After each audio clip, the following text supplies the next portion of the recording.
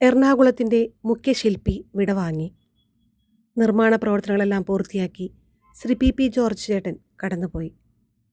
1975 കൊച്ചിൻ ഷിപ്പ്യാർഡിലെ 110 അടി water tank, MG റോഡിലെ Jos Brothers കെട്ടിടം, ഫയർ സ്റ്റേഷൻ കെട്ടിടം, Ernakulam north railway station, GCDA quarters, Alappat ബ്രദേഴ്സിൻ്റെ 2 ബംഗ്ലാവുകൾ, ലിസ്സി ആശുപത്രിയുടെ chapel, Kaloor renewal centre, Saint Mary's ബസിലിക്കയുടെ എതിർവശത്തുള്ള കാത്തലിക് സെൻറ്റർ, മറൈൻ ഡ്രൈവിലെ കൊച്ചിൻ ബാങ്ക്, അന്നത്തെ ഏറ്റവും വലിയ കെട്ടിടം, ഇപ്പോൾ SBI ഓഫീസാണ്. 1985 കപ്പൽപ്പള്ളി, സരിത സവിത സംഗീത തിയേറ്റർ കോംപ്ലക്സ് എന്നിവയുടെ ശില്പിയാണ് ശ്രീ പി ജോർജ്. പ്രിയപ്പെട്ട ജോർജ് ചേട്ടൻ 2019 രചിച്ച തൻ്റെ ആത്മകഥയായ എന്നെ ദൈവം നടത്തിയ വഴികൾ എന്ന ഗ്രന്ഥത്തിൽ എഴുതിയ വരികളാണിവ. ഞാൻ പീടിയഞ്ചേരിയിൽ പീറ്ററിൻ്റെയും മേരിയുടെയും 10 മക്കളിൽ 3ാമനായി ജനിച്ച പി ജോർജ്. എൻ്റെ ആത്മീയതയുടെ അടിത്തറ പാകിയത് എൻ്റെ അപ്പനായിരുന്നു. അപ്പൻ കുർബാന മുടക്കില്ലായിരുന്നു. അന്ന് ഇന്നത്തെ പോലെ മുട്ടിന് പള്ളികളില്ലായിരുന്നു. വയൽവരമ്പലിലൂടെ കിലോമീറ്ററുകൾ നടന്നു പോകണം. എൻ്റെ ചെറുപ്പത്തിൽ അപ്പൻ എന്നെയും കൂടെ കൂട്ടുമായിരുന്നു.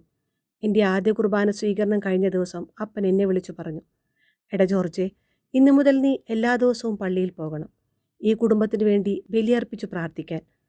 അസുഖം മൂലം ആശുപത്രിയിൽ കഴിഞ്ഞ ദിവസങ്ങളൊഴികെ ഇന്ന് ഈ ആത്മകഥ എഴുതുന്ന ഈ ദിവസം വരെ ഞാനത് അനുസരിച്ചു. വിജയശ്രീലാളിതനായ കുടുംബനാഥനാണ് ജോർജ് ചേട്ടൻ.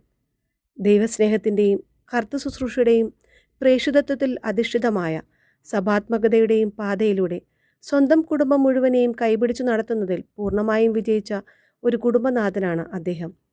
അദ്ദേഹത്തിൻ്റെ ഭാര്യ ഗ്രേസി ചേച്ചി ധ്യാന കേന്ദ്രങ്ങളിൽ ഏറെ പ്രിയങ്കരിയായ കൗൺസിലറാണ്.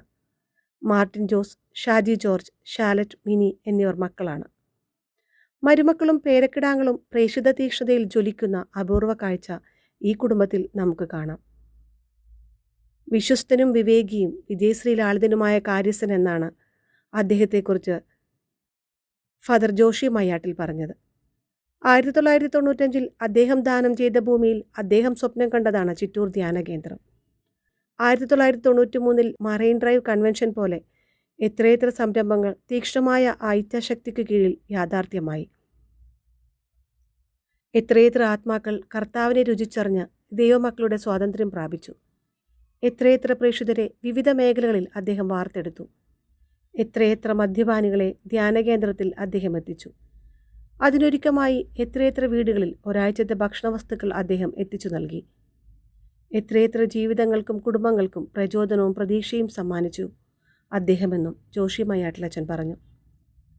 തൻ്റെ ആത്മകഥയിൽ ജോർജ് ചേട്ടൻ ഇങ്ങനെ കുറിച്ചു: ഭൗതിക സമൃദ്ധിയെ ജീവിത നേട്ടത്തിൻ്റെ അളവുകോലായി കരുതുന്ന ലോകത്ത് എൻ്റെ എളിയ ജീവിതം പാഴായിപ്പോയെന്ന് ചിലർ വിധി എഴുതിയേക്കാം.